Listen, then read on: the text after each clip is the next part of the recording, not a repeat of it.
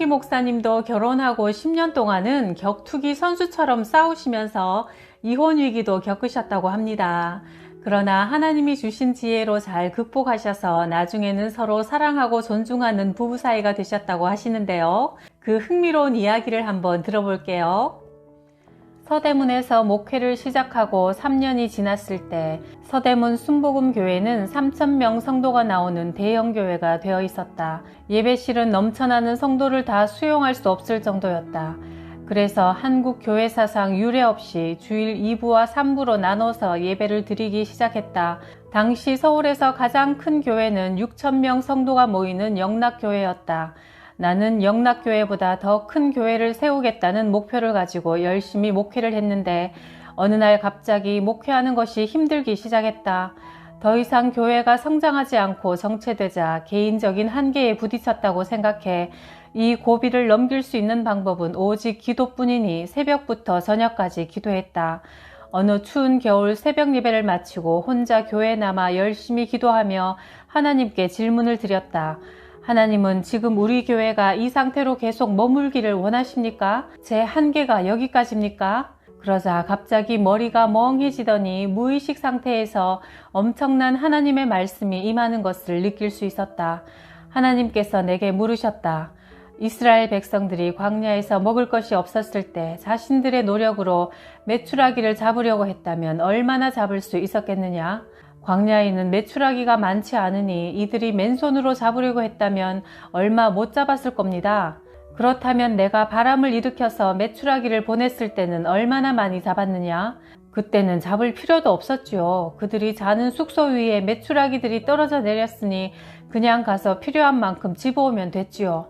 너는 내가 광야에서 행한 기적들을 오늘도 똑같이 행할 수 있다고 믿느냐? 너는 억지로 교회를 성장시키려고 한다. 그래서 무리하게 신방하고 노방전도도 하면서 너 자신을 혹사시키고 있다. 내가 성령의 바람을 일으키면 놀라운 기적이 일어날 수 있다. 너는 이것을 믿느냐? 나는 흥분해서 하나님께 큰 소리로 말했다. 믿습니다. 하나님은 모든 것을 하실 수 있습니다. 그러나 저는 이미 성령을 받았지 않습니까? 그때 갑자기 하나님께서 나를 꾸짖으셨다. 너는 지금까지 성령을 교회 성장을 위한 도구로만 생각하고 있었다. 그래서 지금 네가 사역하는 교회가 성장하지 못하고 정체 상태에 빠져 있는 것이다. 지금부터는 성령을 능력이나 경험으로 생각하지 마라. 성령은 인격이시다. 너에게 지금 가장 필요한 것은 성령과 인격적인 관계를 갖는 것이다. 교회가 성장하기 원하느냐? 지금보다 더 성공적인 목회를 하고 싶으냐? 그렇다면 성령을 인격자로 모시고 그와 깊은 교제를 가져라. 하나님께서 마지막 말씀을 하시는 순간 나는 다시 의식을 회복했다.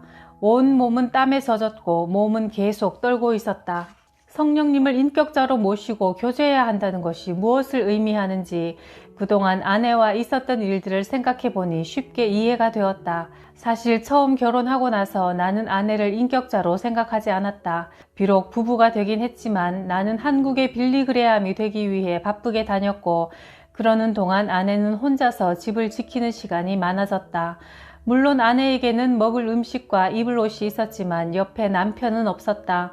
내 머릿속에는 오직 성공에 대한 생각으로 가득했기 때문에 아내를 돌아볼 마음의 여력이 없었다. 나는 월요일에 아내가 싸준 옷가지를 담은 가방을 들고 집을 나서면 일주일 내내 집회를 인도하고 교회 일을 하고 신방을 하다가 토요일이 되어서야 집에 돌아오곤 했다. 물론 토요일에도 다음날 주일 설교 준비를 해야 했기 때문에 아내와 오붓한 시간을 보낼 수 없었다. 결혼 후 아내와 일주일 이상 함께 있어 본 적이 없었다. 그러자 아내에게 문제가 생기기 시작했다. 말수가 적어지더니 우울하고 고독한 얼굴을 했다. 그러다가 신경질적이 되고 언성을 높이는 일들이 벌어졌다. 결국 장모님이 나를 만나러 오셨다. 자네는 지금 내 딸하고 함께 살고 싶은 마음이 있는 건가? 당연히 같이 살 마음이 있으니까 결혼을 했지요. 그런데 지금 내 딸은 자네랑 더 이상 같이 못 살겠다고 하네. 자네와 결혼한 것을 후회하고 있네. 자네가 아내에게 너무 무관심하기 때문이야. 아닙니다. 그건 장모님이 잘못 생각하시는 겁니다. 우리가 결혼하기 전에 이미 아내는 내 꿈이 한국의 빌리그레암이 되는 것을 알고 있었습니다. 내가 밥을 먹거나 잠을 자도 이 꿈은 계속 내 마음속에서 불타고 있습니다. 그런데 어떻게 내가 아내도 만족시켜주고 꿈도 이룰 수 있겠습니까? 그것은 두 주인을 섬기는 것과 같습니다. 그러나 자네하고 함께 사는 내 딸은 물건이 아니네. 사랑받기 원하고 돌봐주기 원하고 누군가 함께 이야기하고 웃어주기 바라는 사람이야. 이건 자네를 위해 하는 말이네. 지금처럼 자네가 아내를 소홀히 하면 그 아이는 자네를 떠나고 말 걸세. 장모님이 이렇게까지 말했지만 나는 할머니들의 잔소리로 여기고 집에 돌아와 아내의 머리에 손을 얹고 기도했다. 아내의 마음을 섭섭하게 하고 외롭게 하고 힘들게 하는 사탄은 예수 이름으로 명하노니 지금 이 시간 내 아내에게서 나오라. 내 아내는 평안이 넘칠지어다. 기쁨을 얻을지어다.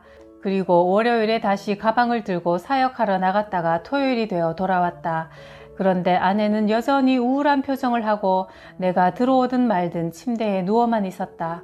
나는 하나님께 부르짖어 기도했다. 하나님, 나는 주님의 일을 하는 목사입니다. 내 삶의 우선순위를 첫째 하나님, 둘째 교회, 셋째는 주의 종으로서 나 자신, 넷째는 아이들, 그리고 아내를 다섯째로 두는 것은 당연합니다. 그런데 도대체 왜 아내가 자꾸 저렇게 슬퍼하고 괴로워합니까? 도대체 뭐가 잘못된 겁니까? 그 순간 성령께서 내 마음속에 말씀하셨다. 너의 우선순위가 틀렸다. 너는 세계에서 가장 큰 교회를 세울 수도 있다. 그러나 만약 네가 이혼하면 가정도 잃고 사역도 끝난다.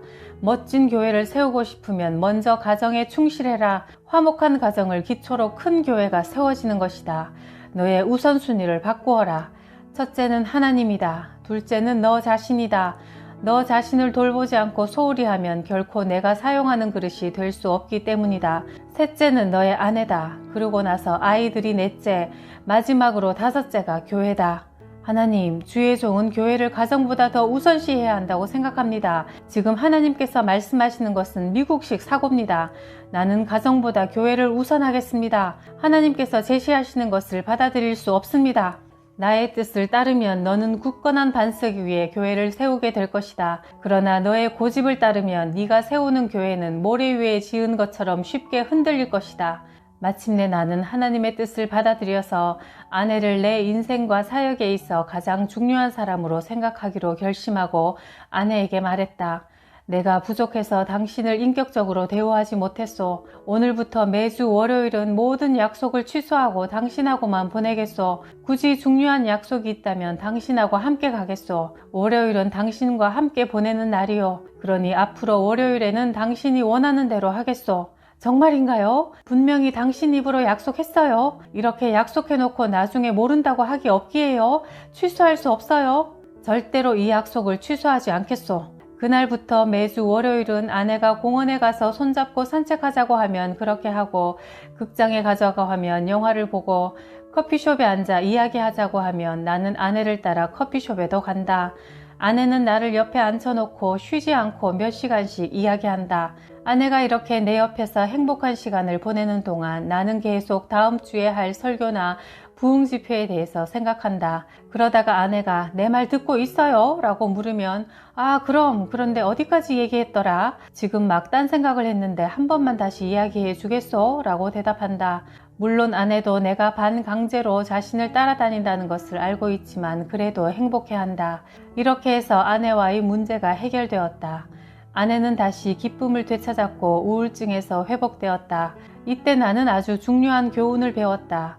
내가 아내를 인격적으로 대하지 않으면 아내는 화를 내고 실망하며 그 결과는 내게 손해가 된다는 사실이다. 이 경험을 통해 나는 성령님이 인격자라고 하는 의미를 더욱 분명히 알게 되었다. 성령님은 말씀하셨다. 네가 아내에게 소홀히 하면 그녀는 낙심하고 좌절한다. 나도 그와 같다. 나를 단지 필요에 따라 쓰는 도구로만 생각하여 소홀히 하고 인격자로 대우하지 않는다면 나는 슬프단다. 나를 필요할 때 쓰는 능력으로만 취급하지 말고 인격자로 대해라. 그러면 네가 사역하는 교회가 성장할 것이다.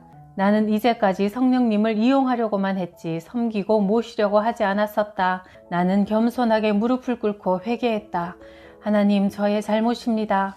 성령님은 항상 제 안에 거하고 계시는데 제가 성령님을 이용하려고만 했지 인격자이심을 몰랐습니다. 오늘부터 결코 제가 성령님보다 앞서서 결정하고 행동하지 않겠습니다. 성령께서 담임 목사이시고 저는 성령님의 사역을 돕는 부교역자에 불과합니다.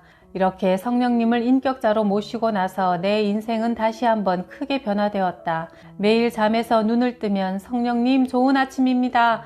오늘도 저를 사용하셔서 이 땅에 예수 그리스도를 전해 주옵소서 라고 기도한다. 그리고 성경을 읽을 때도 성령님 제게 진리를 보여주옵소서. 성령님의 계시가 없으면 저는 아무것도 깨닫지 못하는 무지한 사람입니다. 성령님의 지혜로 충만하게 채워주옵소서 라고 고백한다. 금요일에는 하루 종일 주일 설교만 준비하는데 이때도 나는 성령님 제 마음속에 세상의 생각을 없애주시고 하나님의 명철로 채워주옵소서. 하나님의 생각을 담아주옵소서.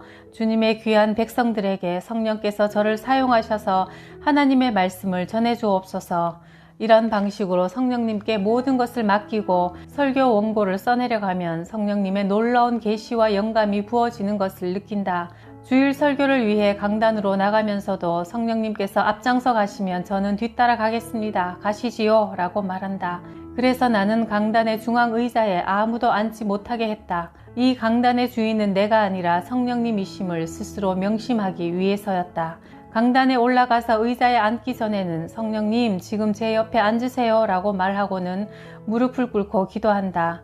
그리고 기도를 마치고 설교하러 강대상으로 가면서도 성령님 이제 나가서 설교하실 시간입니다. 성령님의 시간입니다. 나는 성령님의 도움 없이는 설교할 수 없습니다. 예수 그리스도를 가장 잘 전하실 수 있는 분은 성령님 뿐입니다. 이제 함께 강대상으로 가셔서 나를 사용하여 설교하여 주십시오. 이렇게 성령님을 인격적으로 인정하고 환영하고 의지하면 설교하는 동안 나는 성령의 놀라운 기름 부으심을 느낄 수 있다. 또한 설교를 마치고 자리에 돌아와 앉으면서도 성령님께서 말씀을 선포해 주셔서 감사합니다. 놀라운 은혜가 넘쳐났습니다. 라고 고백한다. 이렇게 사랑하는 사람에게 고백하는 심정으로 매일 성령님과 대화하고 순종하면 성령님께서 가정과 사역에 놀라운 기적을 베풀어 주신다.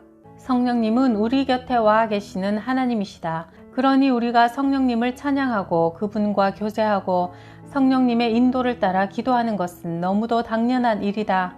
한 번은 영국에서 전도 집회를 가진 적이 있었다. 그러나 영국의 800개 교회들이 문을 닫고 더 이상 예배를 드리지 않거나 또는 교회를 팔기 위해 부동산에 내놓았다는 이야기를 듣고 너무나 가슴이 아팠다. 영국에서 집회를 마치고 네덜란드로 건너가 집회를 했는데 그곳에도 2만여 교회 중에 절반인 10,000개 교회가 예배를 드리지 않고 텅 비어 있다는 이야기를 들었다. 유럽의 도시 곳곳에서 가장 아름다운 건물은 옛날부터 내려오던 교회들이다. 그러나 지금 이 교회들을 채우고 있는 사람은 목회자와 성도는 없고 관광객들과 시청에서 파송한 교회 관리인만 있다. 교회가 왜 이렇게 실패했는가? 바로 성령님과의 인격적인 교제를 가지지 못했기 때문이다. 오순절날 주님의 영이신 성령님께서 임하셔서 예수 그리스도의 교회를 탄생시키셨다. 또한 교회는 성령님의 능력에 의해 성장했다. 그러므로 성령님이 거하지 않으시는 교회는 단지 건물일 뿐이다. 교회는 성령님의 능력 안에서 영원한 천국을 향해 나아가는 곳이어야 한다. 성령의 인도하심이 절실히 필요하다. 성령님과 교제한다는 것은 기도로 대화하는 것이다. 내가 목회를 처음 시작했을 때 한국은 가난한 나라였다. 다른 나라 사람들이 나를 초청해서 설교해 달라고 부탁할 이유가 전혀 없었다. 그러나 미국과 유럽에 있는 교회들이 나를 초청해서 복음을 전해달라고 했다. 사람들이 보기에는 내가 담대히 복음을 전하는 것 같지만 실제로 외국 사람들 앞에서 복음을 전하려고 강단에 서면 다리가 후들후들 떨린다. 그러면 나는 무릎을 꿇고 기도한다. 성령님, 이 시간 직접 설교해 주옵소서. 나를 사용하여 복음을 전해 주옵소서. 그러면 성령님은 나의 약함을 보시고 내 부족함을 채워주신다. 내가 이렇게 강단에 서서 복음을 전할 수 있는 것은 성령님을 의지하기 때문이다.